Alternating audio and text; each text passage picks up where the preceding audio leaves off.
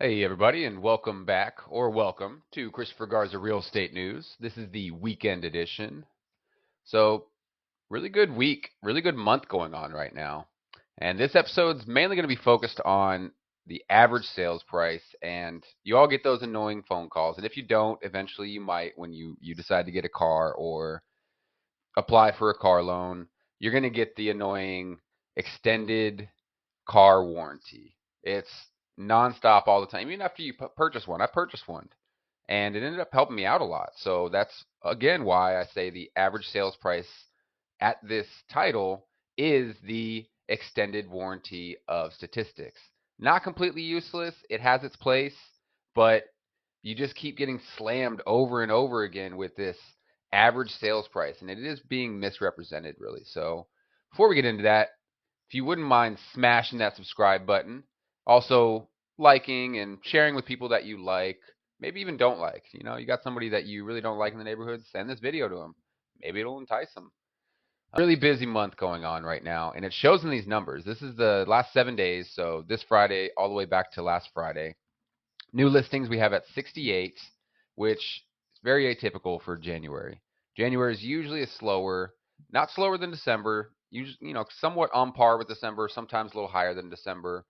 This time, this January as opposed to December is already doubling the numbers from what we've been seeing and what I've been reporting on with my weekly updates. With 68 new listings, that's already half of the listings, almost half of the listings that were put on for the entire month of December in this area that we're speaking of. And again, this is all residential that I'm talking about. There's going to be no condominiums within these statistics here. Now, this is really surprising is that 102 are pending at the moment. Again, this is January, so usually slower. People bought their Christmas presents, or they're kind of holding off a little bit. Maybe they just got their whatever's going on. January is typically the slower part of the year. So right now, 102 listings. That's almost twice as many listings coming off the market as going on the market.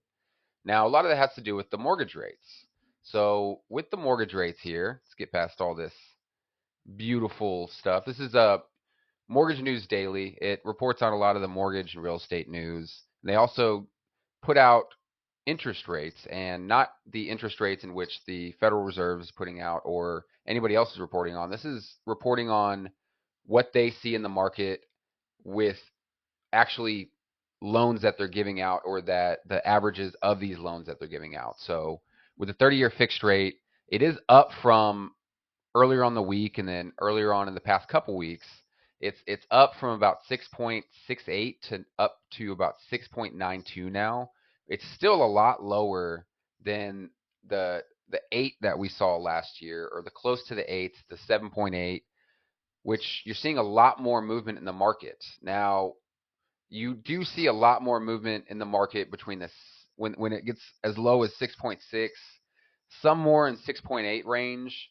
A lot of economists report on that's kind of the trigger number for a lot of people to actually get out and move in the real estate.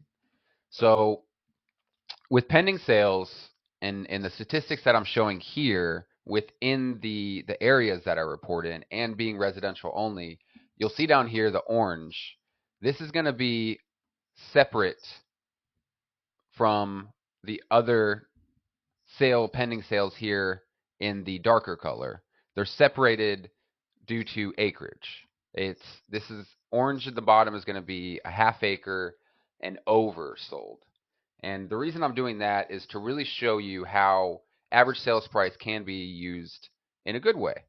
So you'll see average sales price is down, average sales price is this, that, and the other. So people think, oh, well, my home is going to sell for a lot less. That's not correct.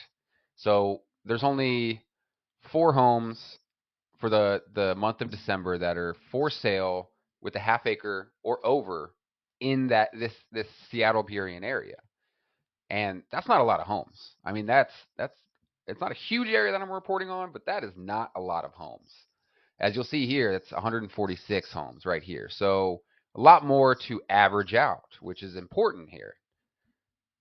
Show on this next stat, average days on market. You'll see it's way up and down, and that's due to not as many homes. So certain homes might have been maybe overpriced, or which you'll see here going along with the market, it goes along with interest rates. So purchasing power is not as you can't purchase as much when interest rates are higher. So a property that's 4 million is not going to be as desirable as maybe a lower price property when the interest rates are super high.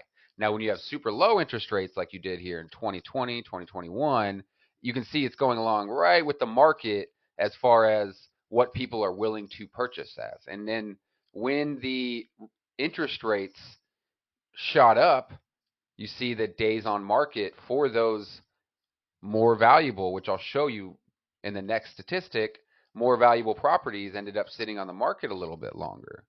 So these properties are more valuable, obviously because they have a little bit more acreage, and you can do more with that acreage, as well as it's more desirable for people to have more land. So average sales price right here, you'll see I can back up what I said prior, that these homes are more valuable. So they're the average sales price here on the orange, which is the half acres and more, you're going to have more valuable homes. Your average sales prices are going to be higher, which right here, your average sales price with that interest rate that was super high is super high. So that's probably why it sat on the market for a lot longer than what you're seeing right now, which is another interesting topic. You saw a lot of these homes sitting on the market for a really long time that had a lot of acreage. So people that came off the market, excuse my dog in the background if you can hear, a lot of these people that came off the market are saying, well, the market's just not right now. It's January. We'll wait for springtime. Well, if you see average percent of original list price right here, and you'll see that these homes that are higher priced, that are larger in size of lot, they're actually going right back on par with what the market is willing to pay for again with these statistics that we're showing here. Now, this right here, average sales price being up, you'll see there's a really huge correlation between the average sales price and the mortgage rates when you're dealing with these properties that are half acre and over and sitting on days on market. And right now, they're not sitting on market very long. You can see right here, it's shot down from 22 days on market to 17 days on market. I'm sorry, 52 days on market down to 17 days on market. So that's a, what is that? September, October, November, December. It just kept going down, right with the interest rates were going kind of down a little bit more. These homes are being sold, and it's a super hot commodity right now with these larger lots again. And this is even before springtime. So it'll be interesting to see with what interest rates will be like in the springtime, how that'll affect it. But right now, these larger lots are super valuable, and they are just flying off the market if you do price them correctly to what the market is going to pay for them. Again, if you think this is good information and you want to share it with somebody, just smash that subscribe button, and I will see you next week, hopefully.